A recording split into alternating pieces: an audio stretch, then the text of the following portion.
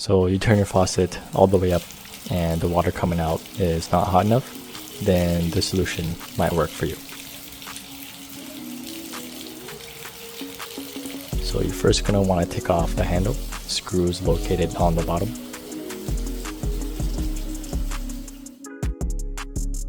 And this black piece is called the handle adapter. You're going to want to take this off too.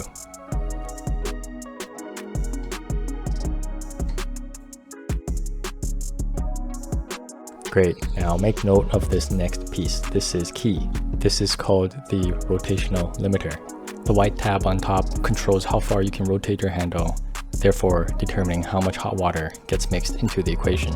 So if you find that it's rotated at a 2 or 3 o'clock position like this, most likely this is the issue. Simply move it to a 12 o'clock position like this. And since this wasn't my issue, I had to take it one step further. So next you take off the plate and you expose the internal plumbing. This is the mixing valve.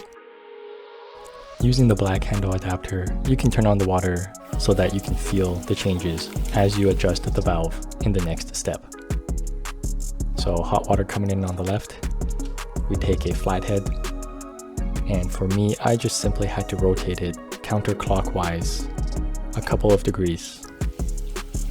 This was enough for me to feel the change in the water, and there I got scolded. So all is good.